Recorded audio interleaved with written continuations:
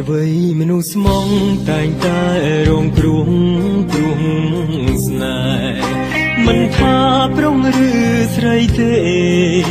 ជួបតែស្នេហ៍ក្រមគ្រីចិត្ត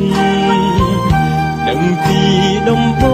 ងតែបេះដូងពូកែអាណិតដឹងថាស្នេហ៍អូនប្រឌិត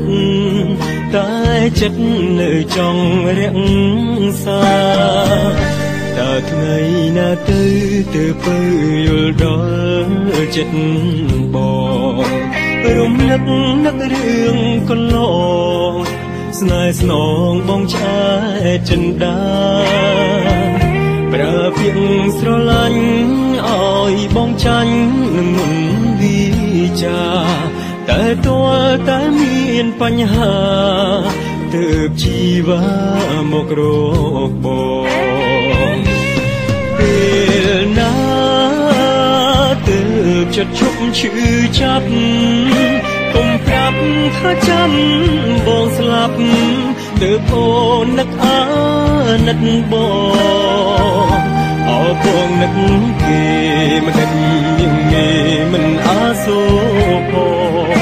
ទឹកភ្នែកហូរជ្រែកបេះដូងរោងចិត្តនោះល្អរីរែកស្មងពុននឹងហើយយកចិត្តត្រានត្រើយមិនបាននឹកឃើញបងទីប៉ុន្មានគ្រប់ពេលក៏លយានបិទភ្នែកជាកងសាគូចាំទទួលពេលអូនយំយេនៅតែទុកស្មាឲ្យផ្អែករំលែកស្នេហ៍សល់ពីគេ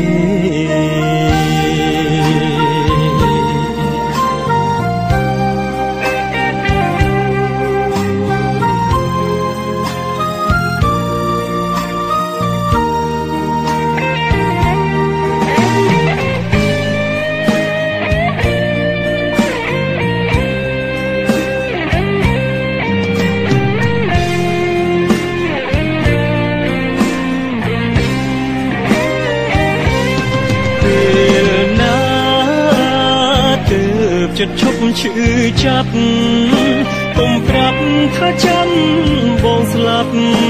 ទើបអូននឹកអាណិតបង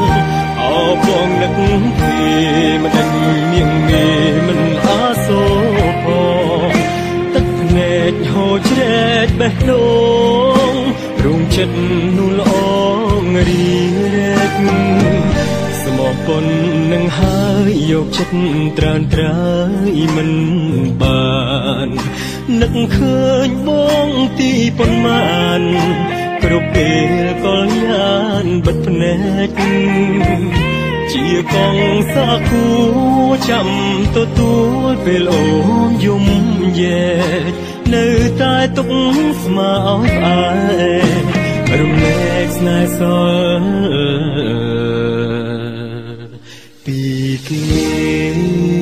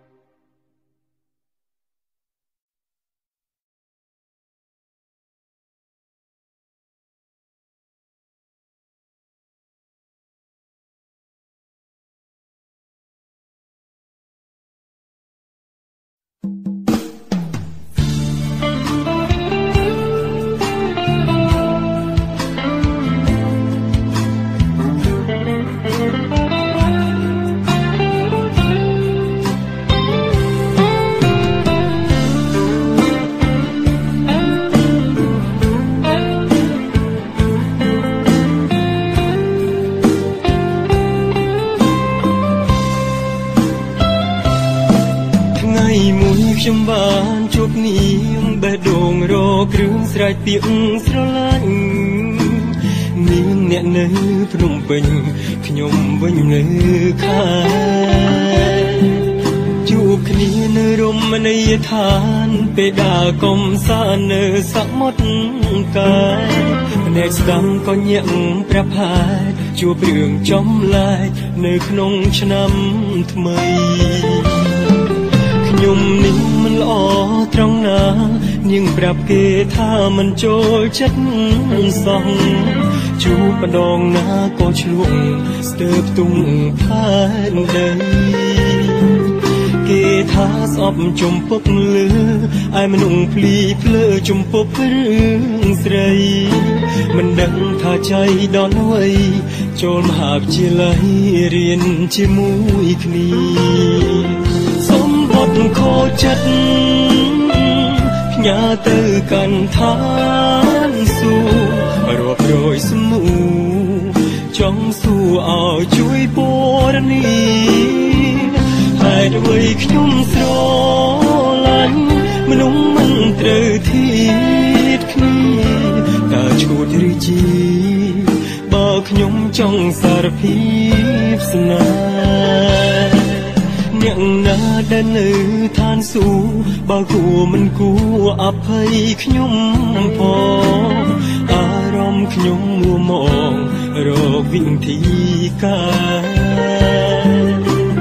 ចង់ជានាងនាងចង់ផ្ញើចំរៀងពីអារម្មណ៍ស្នេហ៍ជប់ឆ្លងគ្នាទៅបានទេដឹងទេគ្រប់ពេលខ្ញុំនឹកប៉ុណ្ណា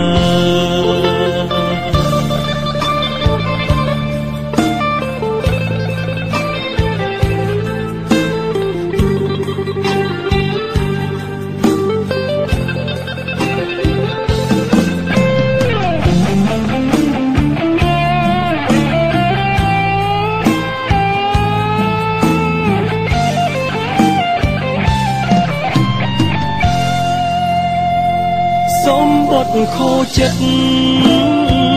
ផ្ញើទៅកាន់ឋានសួគ៌រាប់រយស្មូចង់សួរឲ្យជួយព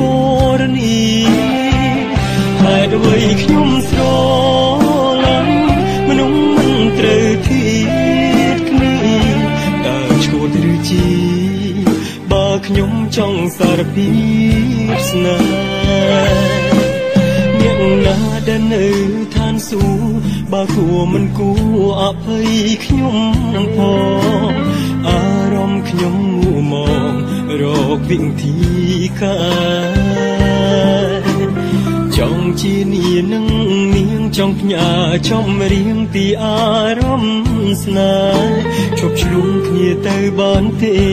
ដឹងទេគ្រប់ពេលខ្ញុំនឹកប៉ុណ្ណា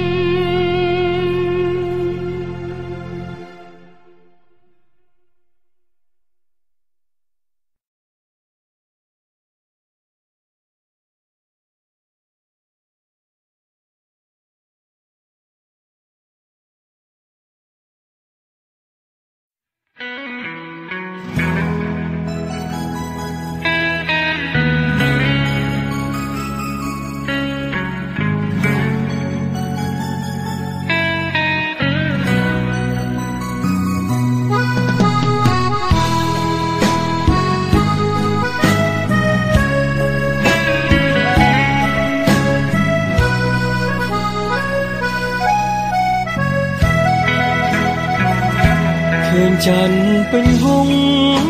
ចិត្តលងនឹកអតីតកាលស្រណងវេលាសិក្សាកណ្ដាលទីក្រុងឆាឆាយខំប្រឹងតស៊ូស្ដាប់គ្រូកត់ដល់អ្នកម្ដាយវិង្ថីជីវិតវែងឆ្ងាយស្រណងអ្នកម្ដាយនៅរាល់ថ្ងៃយកបានបរិញ្ញាយាត្រាទៅស្រុកកំណាស្រែគេនៅបឹងខាងកើតចិត្តនៅតែនឹកអាល័យជីវិតអ្នកក្រដ រីស្រមៃក្លាយជាគ្រូវិទ្យាល័យរាល់ថ្ងៃខំបងរៀនប្រាប់បទពិសោធន៍មិនអោយសង្កោតគ្រាន់ចង់អោយដឹងរាល់ថ្ងៃគ្រូបានប៉ុណ្ណឹងដោយសារតែខំប្រឹងរៀនសិស្សទាំងអស់គ្នាចំណេះវិជ្ជានឹងក្លាយជាស្ពានខំរកបានអ្នកចង់មានព្យាយាមហាត់រៀនបានអ្នកចង់ចេះសម្លឹងឲ្យឆ្ងាយពីម្ដាយមិនសាបសូន្យឡើយពេលញឹងកូនបានដល់ត្រើយមិនកន់តាយនឹងផ្ទេចំណេះសង្សារទាំងឡាយចិត្តម្ដាយថ្លៃថ្លាវិង្សេះហេតុញឹងមិនត្រូវប្រហែសរៀនឲ្យចេះសូមគុណពុកម៉ែ